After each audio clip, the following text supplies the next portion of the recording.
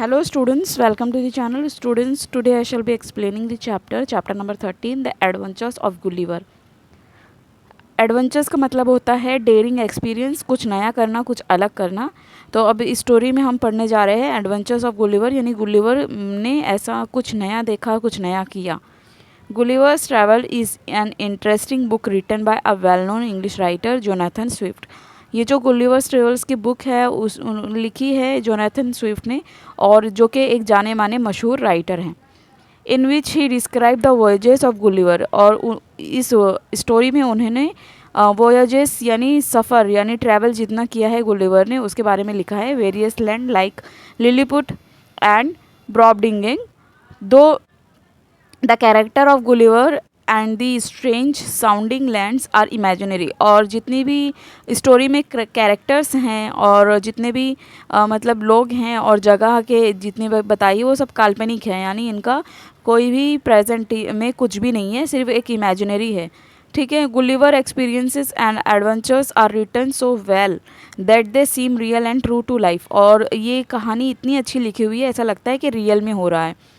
Gulliver, the storytellers, worked as a surgeon on ship. As such, he made several voyages. और जो Gulliver है वो ship के ऊपर जाता रहता है एक बार, और उसी के ऊपर सारी स्टोरीज़ हैं, और उसने बहुत सारे वॉयजेस यानी बहुत सारे ट्रैवल किया है। इनमें 1699 he sailed on the ship, एक बार वो शिप पे जाते रहता है, the Antelope, on the return journey in November. और जब वापसी पे उसके नवंबर में आई violent storm sank his ship and Gulliver swam to save his life. तो एक जब नवंबर में वापस आते रहता है वो, तो एक वायलेंट स्टॉर्म यानी बहुत भयानक तूफान आता है और उसकी शिप होती है वो सैंक यानी डूब जाती है। ठीक है। और वो अपनी जान बचाने के लिए किनारे पर आ जाता है। Late in the evening he found himself marooned on the strange land. और वो अपने आप को एक जो एक अलग अजीब सा एक लैंड होता है, आइलैंड यानी जो समुद्र का किनारा होता है, उसके ऊपर अपने आप को पाता है। वीक एंड एक्सहॉस्टेड यानी बहुत ज़्यादा कमज़ोर हो जाता है और अपने आप को बहुत थका हुआ पाता है। He slept for about 9 hours, और 9 घंटे तक सोया हुआ रहता है। It was day light when he awake, और जब वो जागता है तो दिन हुआ रहता है। Let us read what happened next in his own words, और जब आगे देखते हैं हम कि क्या हुआ था आगे। Gulliver meets the Lilliputians. Lilliputians का मतलब होता है बहुत जिस साइज़ में छोटे लोग, बहुत ज़्यादा साइज़ में छोटे। I try to get up from the ground, और ये जो गुलिवर है वो खुद ही अपनी स्टोरी सुना रहा है। तो बोल रहा है कि जैसे मैं अपने आप को जैसे मैं उठने की कोशिश करने लगा, but I could not move, और मैं अपने हाथ पैर हिला नहीं पा रहा था। I was lying on my back, और मैं अपनी पीठ के बल लेटा हुआ था। Then I found that my arms and feet were held down to the ground with strings. तब मैंने अपने आप को पाया कि मेरे हाथ पैर और मेरे जो सर के बाल हैं वो बंधे हुए हैं किसी धागे से। My hair which was long, और मेरे बाल जो कि बड़े हुए थे, was held down in the same way, और इसी तरह मेरे बाल भी बंधे हुए थे। Thousand of string had been passed across my body, और तकरीबन हज़ारों धागे थे जो मुझे बांधे हुए थे। छोटे छोटे करके धागे थे जो गुलिवर की बॉडी को पूरी तरीके से बांधे थे। So that I could not move any part of me, और मैं कोई भी अपने बदन का पार्ट हिला नहीं पा रहा था, क्योंकि पूरे जो बॉडी पार्ट्स थे मेरे वो धागे से बंधे हुए थे। But could only lie there on my back looking up the sky, और मैं एक ही चीज़ कर सकता था कि आसमान को देख सकता था बस, और मुझे अपनी बॉडी में अपने किसी भी तरीके से हिला नहीं पा रहा था। In a little time I felt something alive moving on my foot, और कुछ देर के बाद मुझे ऐसा लगा कि मेरे पैर पर जैसे कुछ चढ़ रहा हो। जैसे हमारे बॉडी पे कोई चीज़ कीड़ा चढ़ जाता है तो हमको ऐसा लगता है ना कुछ चढ़ रहा है, तो इसी तरह से गुलिवर को लगा कि उसके बॉडी के ऊपर कुछ चढ़ रहा है। Then it came over my body and up my face, और इसी तरह से मेरे बॉडी के ऊपर आया वो चीज़ चढ़ते हुए और मेरे चेहरे के पास आया। Turning my eyes down as much I could, और मैंने अपनी आंखों को थोड़ा नीचे झुका कर देखा जितना मेरे से हो सकता था। आई सॉ अ मैन, और मैंने एक आदमी को देखा। He was not half a foot high, और वो एक आधे इंच से भी बड़ा नहीं था, इतना छोटा था वो। By his dress he seem to be soldier, और उसके ड्रेस से वो सोल्जर दिख रहा था। देन देर केम 40 मोर, और उसी तरह से उसके कमांड मिलते ही वो जो सोल्जर था उसके कमांड मिलते ही 40 और लोग आ गए उसके पीछे। Following the first I was so much surprise that I gave a great cry. जैसे ही मैंने ये लोगों को देखा वैसे ही मैंने एक मतलब अजीब सी चीख मारी। Then they all ran back in a great fear, और वो लोग डर के मारे भाग गए। And as I was told later, some of them were hurt in jumping down from my side on to the ground. और जब मैंने चीख मारी तो सारे लोग भागने लगे और कुछ लोग उसमें ज़ख्मी हो गए भागते हुए. Gulliver's attempt to pull free. अब गुलिवर को यहाँ पर आज़ाद किया जाता है. After pulling very hard I got one arm up from the ground. तो बहुत ज़्यादा मेहनत करने के बावजूद बाद मैंने अपने आप का मतलब एक जो आर्म था, मेरा एक कंधा था, मैंने उसको फ्री किया. I was also raise my head. और मैंने अपना सर भी उठाया, मतलब कोशिश करके उठाया. This gave me great pen for many of the hairs were pulled out. और जब मैंने अपने कोशिश करके सर उठाया तो इसी में मेरे कई बाल झड़ भी गए, मतलब बाल को निकालते हुए, क्योंकि बाल जो थे धागे या कील से फंसे हुए थे. ठीक है. I put out my hand to catch some of the little man but they ran away before I could close my hand on them. और मैंने कई लोगों को पकड़ने की कोशिश की अपने हाथ से, लेकिन वो लोग जैसे ही मैं मुट्ठी बंद करने वाला होता वैसे ही वो लोग भाग जाते हैं. Then I heard a noise and felt a pricking in my hand like that of the 1000 needles. तो जैसे ही मैंने ना थोड़ी देर के बाद मेरे हाथ में कुछ सुई जैसा चुभता हुआ दिखा, तो उसके बाद मतलब उसमें हज़ारों सुइयाँ थी, वो लोग उसके ऊपर तीरबाजी कर रहे थे. आई found that they were shooting arrows at me. और वो लोग जो थे ना वो तीर मार मार के उसको ज़ख्मी करने की कोशिश कर रहे थे. I was afraid for my eyes. I put my hand over my face. और मुझे अपनी आँखों का डर लगा, कहीं आँखों में मेरे तीर ना चले जाए, इसलिए मैंने अपने जो हाथ थे मैंने अपने आँख बंद कर लिए. I put my hand over my face. और मैं अपने चेहरा ढक लिया उससे, हाथों से. After this I thought that the wisest thing to do was to lie quiet till night. तो मैंने एक ही चीज़ सोची कि रात तक मुझे ऐसे ही रहना चाहिए. I thought that then my hand being free I could quickly set free the rest of my body. तो मैंने सोचा कि जैसे ही मैंने अपने हाथ को खोला इसी तरह मैं अपनी बॉडी को भी खोल सकता हूँ. Soon a platform was raised and an important looking man gave a long speech. From his gestures, I guessed that he was trying to tell me that they would not harm me. तो थोड़ी देर के बाद क्या होता है कि एक आदमी आता है और एक बड़ी सी स्पीच पढ़ता है, लेकिन उसके जेस्टर्स यानी उसके चेहरे के एक्शन से वो समझ जाता है कि वो लोग उसको कुछ नुकसान नहीं पहुंचाएंगे. If I did as they told. अगर मैं वो लोग जैसा कहेंगे, अगर वो गुलिवर वैसे ही करेगा तो लोग उसको कुछ नुकसान नहीं पहुंचाएंगे. आई टू रिप्लाइड विद जेस्टर्स. और इसी तरह मैंने भी उसको जेस्टर्स यानी एक्शन से, जो फेस के चेहरे के एक्सप्रेशन से जवाब दिया. That I would remain quite. I also told them that I was hungry. और उन्होंने मतलब जो गुलिवर था उनको बताया कि ये भूखा है वो, और उसको खाने के लिए चाहिए, और मैं कुछ नहीं करूँगा जब तक आप कुछ नहीं बोलेंगे. Gulliver eats a giant meal. Giant का मतलब होता है बहुत बड़ा. तो अब at once 100 man climbed up on my body and march up to the my mouth carrying food. तो मतलब है ना 100 से ज़्यादा लोग मार्च करते हुए गुलिवर के मतलब मुंह तक खाना पहुंचाने लगे. The bread was as small as bullets. एक बुलेट यानी जो बंदूक की गोली होती है उतने ही छोटे छोटे ब्रेड थे. सो आई eight 2 or 3 loaves at a time and cries of surprise rose from the Lilliputians that I should eat so quickly and so much. तो इतने फटाफट मैं खा रहा था कि वो लोग शौक हो जा रहे थे. The Lilliputians were no longer afraid of me. अब जो लुलिपुटन्स यानी जो बौने थे वो लोग को अब डर नहीं लग रहा था. They danced upon my body and ran to and fro. और वो लोग जो उसकी बॉडी पे डांस भी कर रहे थे, इधर से उधर जा भी रहे थे. They danced upon my body and ran to and fro. I could have caught at least 40 of them with my hands and thrown them down. But I remember my promise to remain quiet. और मतलब जब वो उसके ऊपर dance कर रहे थे तो वो क्या किया, अपने हाथ से उसको नीचे उठा कर रख दिया, लेकिन उसको अपना वादा भी याद था कि उनको कुछ नुकसान नहीं पहुंचाएगा. Indeed I was surprise eight there bravery for I must have seen the greatest giant in the world. और वो लोग भी पहले टाइम किसी जियांट यानी किसी बड़े आदमी को देख रहे थे. Later I was taken to the city where the king lived. उसके बाद मुझे राजा के पास ले जाया गया जहाँ राजा रहता था. A great cart was made by joining many carts. 900 men worked for 3 hours to put me onto the cart, which was drawn by 1500 of the king's finest horses. The city was just half a mile away, but the journey took almost a full day. अब ये लोग इसको राजा के पास लेके जा रहे हैं जिया इसको गुलिवर को। तो जो काट यानी जो सवारी थी वो 900 मैन उसमें लगे हुए थे, 900 आदमी लगे हुए थे, और जो घोड़े थे कम से कम 1500 थे।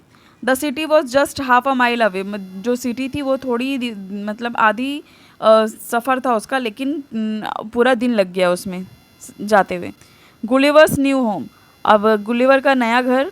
The king came out to meet me, और किंग उसको मिलने के लिए आता है गुलिवर को। He came near and look at me but it was not thought safe for him to climb up on me, और वो राजा उसको देखने के लिए आता है, पर उसके लिए सेफ़ नहीं था कि कैसे वो मतलब चढ़ के उसको देखे, क्योंकि गुलिवर जो था उन लोग के लिए बहुत बड़ा था। At the place where the cart stop there was an old church, और जहाँ पर गाड़ी रुकी, कार्ट यानी जहाँ उन लोग की सवारी रुकी, वहाँ पर एक बहुत बड़ा चर्च था। It was large building in the whole country, और ये सबसे बड़ी बिल्डिंग थी पूरी शहर में।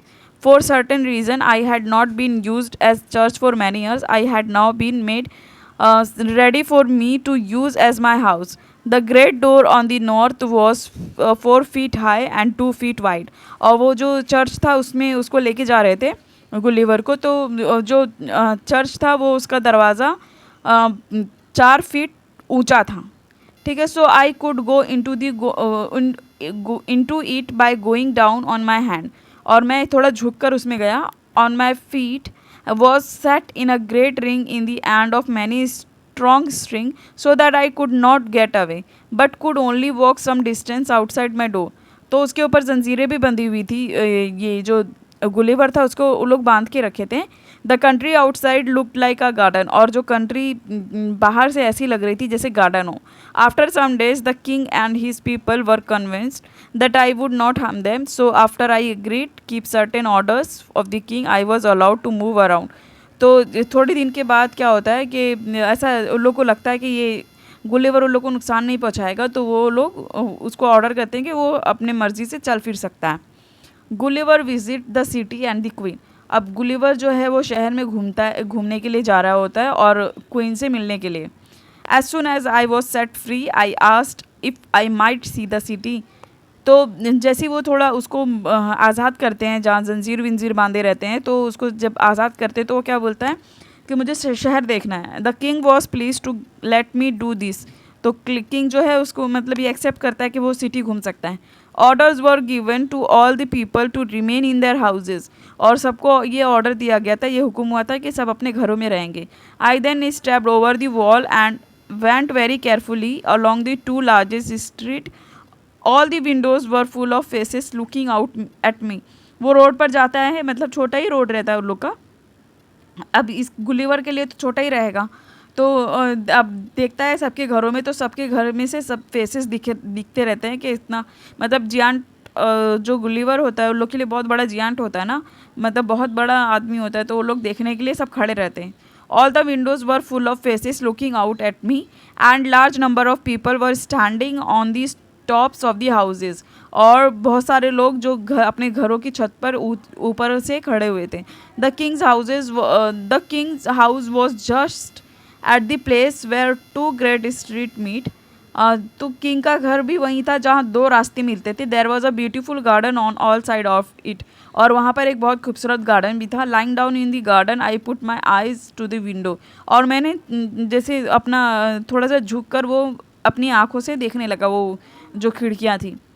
The rooms inside were very beautiful, और अंदर के रूम भी बहुत खूबसूरत है। In one room I saw the queen and some of the young princes, और मैंने देखा एक घर में मैंने देखा कि एक रानी है और बहुत सारी यंग प्रिंसेस है, यानी कुछ शहजादियाँ भी हैं। They were greatly pleased by my visit, वो लोग बहुत खुश थे मेरी विजिट से।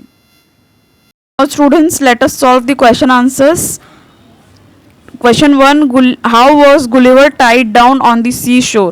Students, I am not dictating the answer. You have to pause the video and copy down, or you can take the screenshot of these answers. Question 2, what did the important looking man tell Gulliver? Question 3, what was Gulliver's reply to what the important looking man told him?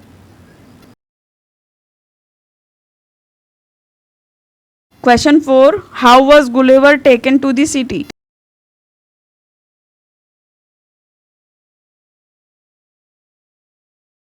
Question 5. When was Gulliver allowed to move around?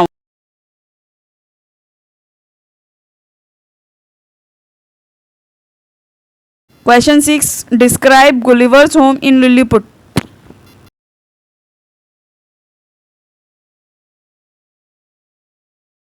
Question 7. Describe Gulliver's walk around the city.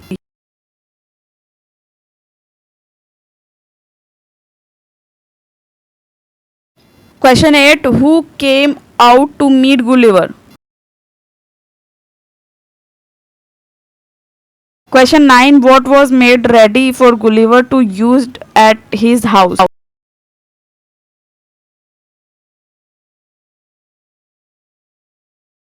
Question 10. What was done to ensure that Gulliver did not get away?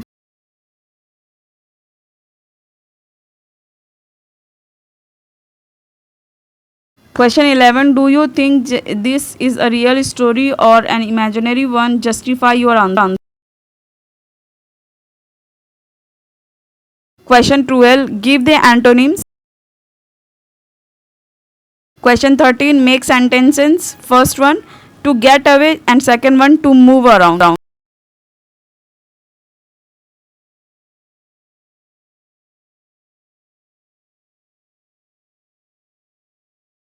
Question 16. Write any one of these stories not as told by Gulliver but by some other person.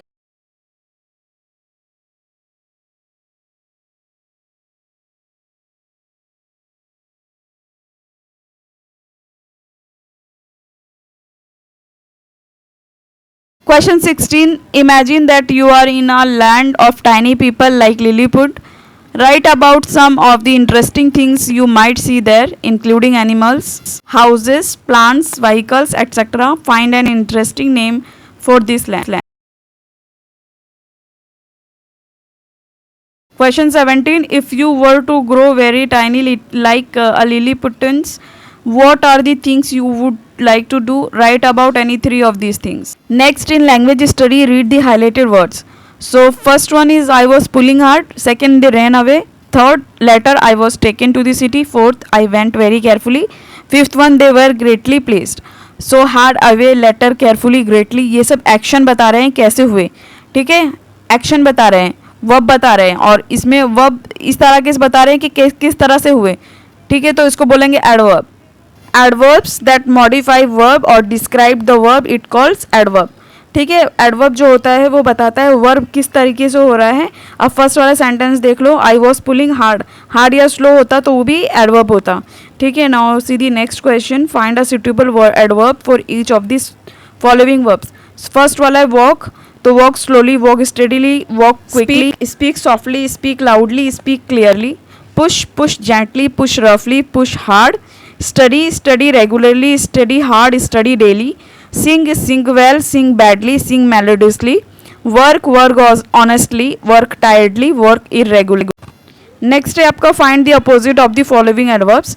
Hard का soft है, quickly slowly, fast slow, tidily untidily, unknowingly knowingly, early late, often rarely, never always, honestly dishonestly.